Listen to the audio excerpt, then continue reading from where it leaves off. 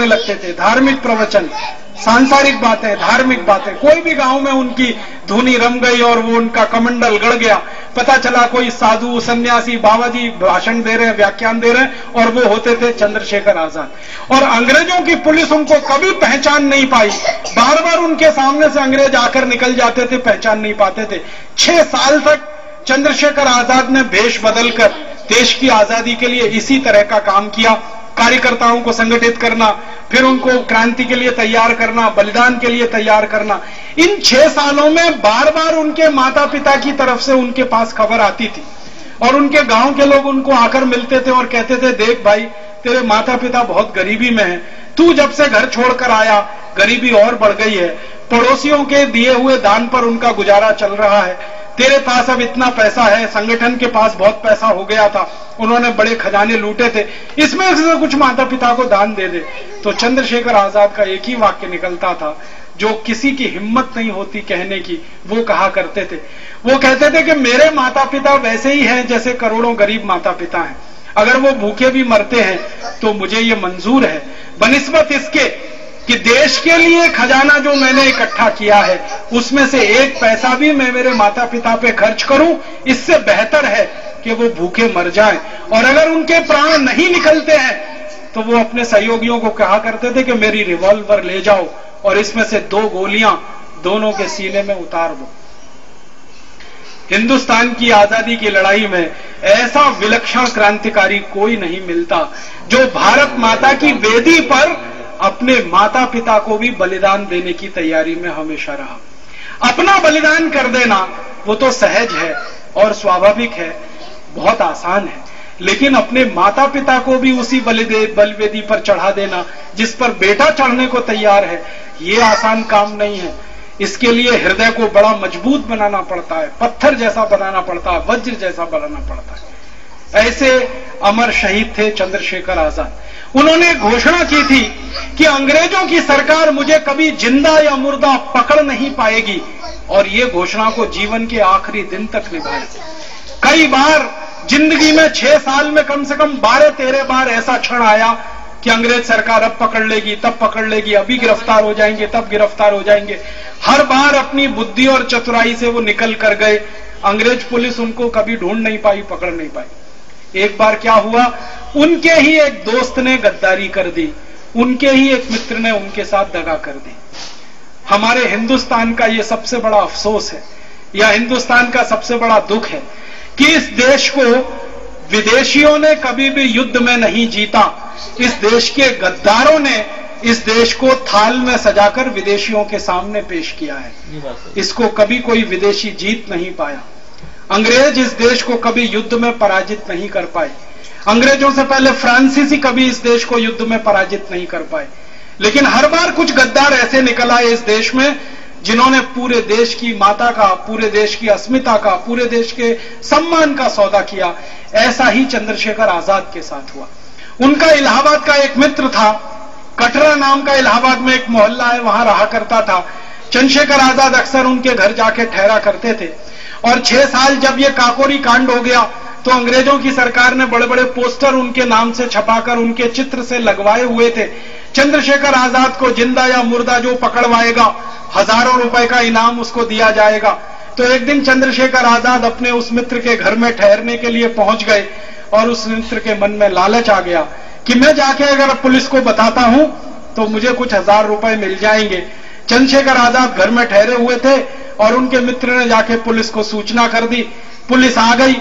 चंद्रशेखर आजाद को 6th sense था, 6वीं उनकी इंद्रिय काम करती थी।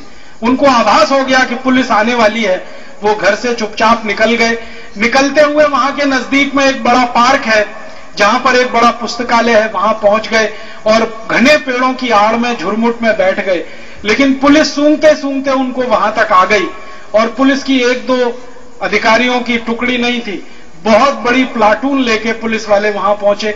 80 पुलिस के अधिकारी जिनकी हैसियत इंस्पेक्टर, सब इंस्पेक्टर और फिर डिप्टी इंस्पेक्टर और फिर उसके बाद वो जो सर्किल ऑफिसर होता उस रेंज के 80 अधिकारी और सैकड़ों पुलिसमैन, उन्होंने उस पार्क को चारों तरफ से घेर लिया।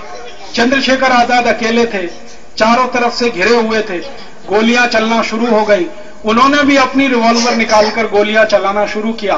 32 मिनट तक फायरिंग हुई। 80 पुलिस अधिकारियों से अकेले वो लोहा लेते रहे।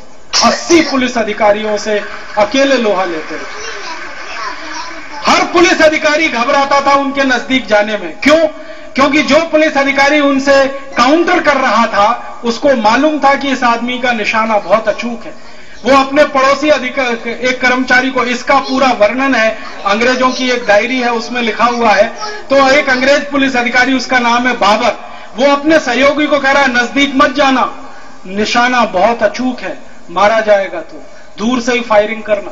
तो वो पड़ोसी कहता था तुमको कैसे मालूम इसका निशाना बहुत अचूक है? तो कहता है इसको मैंने देखा है गोली चलाते हुए।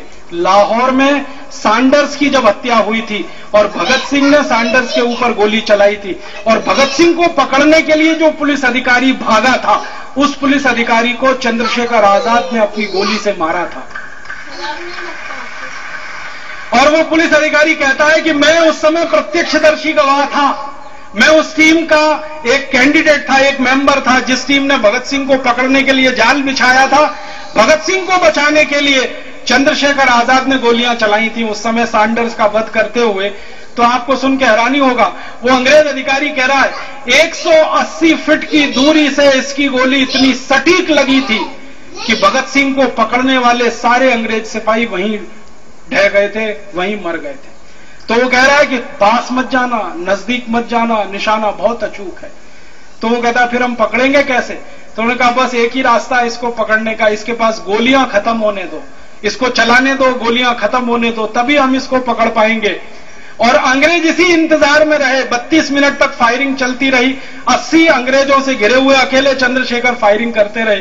जब उन्होंने देख लिया कि एक ही गोली बची है और अब अंग्रेजों के हाथों जिंदा पकड़े जाना मुझे मंजूर नहीं है, तो वो आखिरी गोली उन्होंने अपनी कनपटी पे चलाई और खुद को शहादत के रास्ते पे डाल दिया। ऐसे क्रांतिकारी चंद्रशेखर आजाद का आज जन्मदिन है। वो चंद्रशेखर आजाद का भी एक घोषणा पत्र कभी जारी हुआ था, 2-3 मिनट में कह के खत्म करता हूं। 1824 में उन्होंने जब ये हिंदुस्तानी सोशलिस्ट रिपब्लिकन एसोसिएशन बनाया, जिसके अध्यक्ष राम प्रसाद बिस्मिल जी थे और बाकी 14-15 दूसरे कार्यकर्ता थे, इन्होंने मिलकर एक घोषणा पत्र जारी किया था। आजादी चाहिए, तो क्यों चाहिए भारत की आजादी, और किस लिए चाहिए भारत की आजादी, और कैसी चाहिए भारत की आजादी।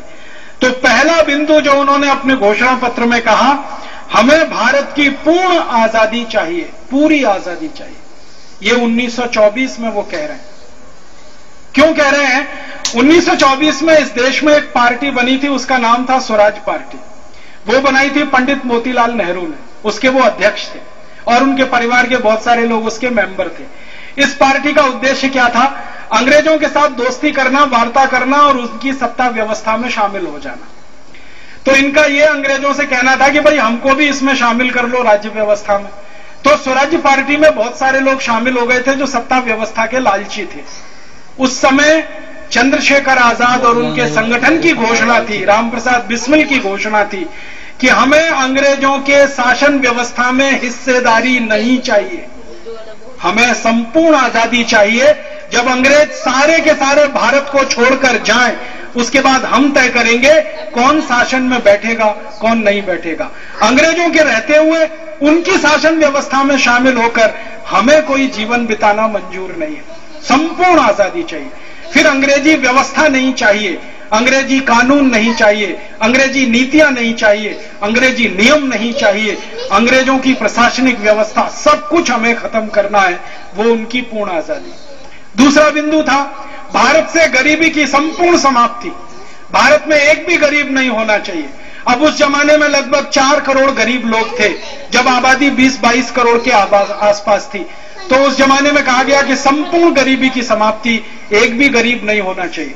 तीसरा बिंदु था भारत के मजदूरों का सम्मान होना चाहिए और उनका सम्मानजनक वेतन होना चाहिए। उस जमाने में क्या होता था, भारतीय मजदूरों को बहुत थोड़ा सा वेतन था